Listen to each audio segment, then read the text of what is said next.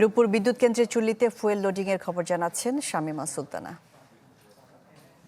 আমরা আছি রূপপুর পারমাণবিক বিদ্যুৎ কেন্দ্রের পাশেই এবং এখানে যে কুলিং টাওয়ারগুলো দেখা যাচ্ছে সেই কুলিং টাওয়ারগুলোর মধ্যে দুটো আজকে এই যে ফুয়েল লোড করা হচ্ছে তারপর থেকে কাজ করা শুরু করবে এবং বাকি দুটো অন্য দুই ইউনিটের।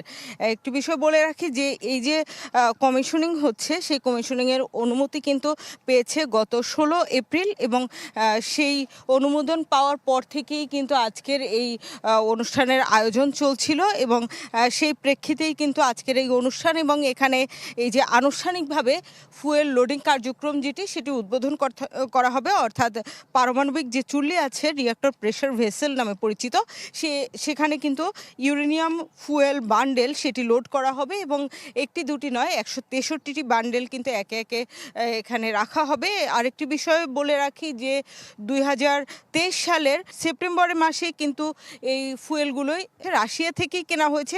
দুর্দান্ত সব ফিচার নিয়ে এলো ক্যাপ্টেন ভিক্টর বাইক। এতে রয়েছে শক্তিশালী রিচার্জেবল ব্যাটারি, ব্লুটুথ এবং এক্সাইটিং মিউজিক।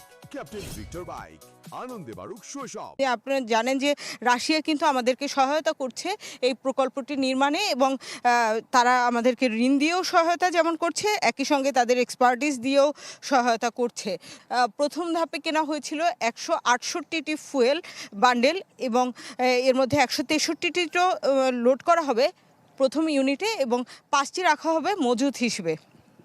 তো এই ফুয়েল লোডিংয়ের পরেই কিন্তু আস্তে আস্তে পরীক্ষা নিরীক্ষা শুরু হবে এবং তার মাধ্যমে ধীরে ধীরে জাতীয় যে গ্রিড আছে অর্থাৎ সঞ্চালন লাইন সেখানে কিন্তু বিদ্যুৎ পৌঁছাতেও শুরু করবে এবং তার মাধ্যমে মানুষ যে পারমাণবিক বিদ্যুৎ পাবার যে আকাঙ্ক্ষিত যে বিষয়টি সেই স্বপ্ন সেই আকাঙ্ক্ষা সেটিও পূরণ হবে মানুষের।